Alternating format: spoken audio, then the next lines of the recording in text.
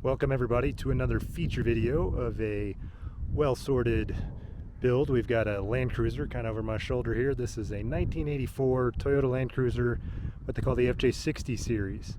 This truck's been with us for, 6 months now. So we're just wrapping up a pretty major overhaul, and I wanted to show you some of the details.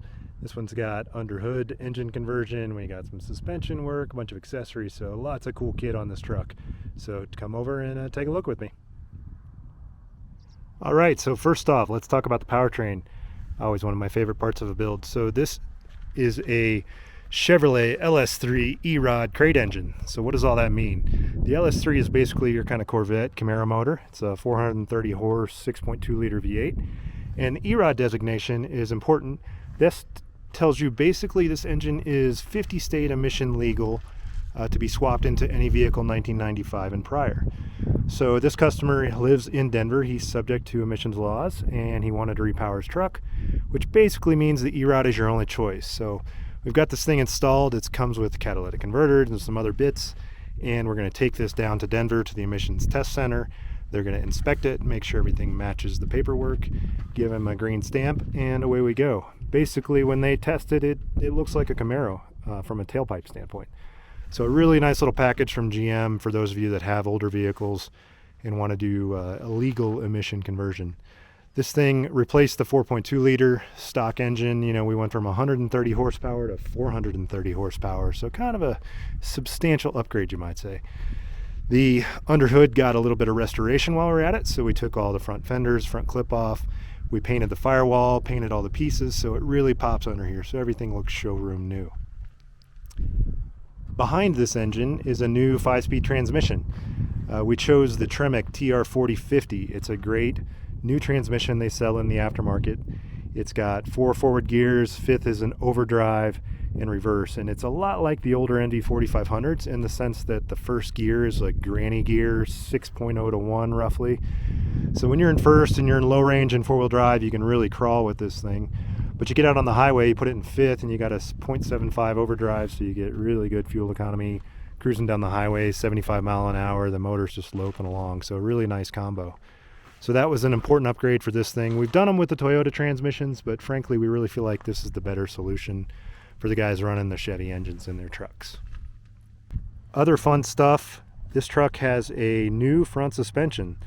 So we've gone with a coil spring conversion and 80 series axles. So those are the later axles from sort of the mid-90s LandCruisers. The front axle has been suspended on coil springs and radius arms, just like a stock 80 series. The rear axle, we took the 80 full float disc brake rear end. We cut off all the perches and converted it to leaf spring use. So from an axle standpoint, it's all 80 series. From a front suspension standpoint, it's all 80 series, and it maintains the leaf springs in the rear of the 60 series. So pretty nice combo. It really delivers a lot of improvement in ride and steering and kind of off-road flex, better clearance for obstacles, and doesn't require you to change the frame or get in any complicated situations like that, which have some legal challenges to go with them. So it's a conversion we've done a few times for customers. We really like the way they drive.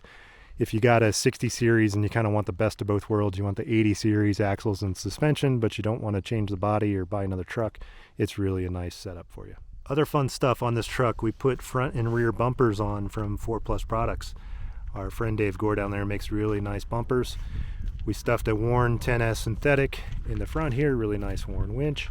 And in the rear, there is a whole rear bumper assembly with swing outs and a ladder for the rear tailgate area, and eventually, you put a rooftop tent on, you got an extra ladder back there, as well as some carrying capacity. So nice little accessory kit, kind of typical for an FJ, and very functional, very good looking, and super strong in case you do get out in the rocks and start banging this thing around some. From an interior standpoint, not a lot of changes. Clean truck with a good stock interior. So the big thing we did was put in a full set of gauges. These are made by Speed Hut, and they interface real nicely with the LS. So we get modern gauges, programmable GPS speedo, modern tack, etc.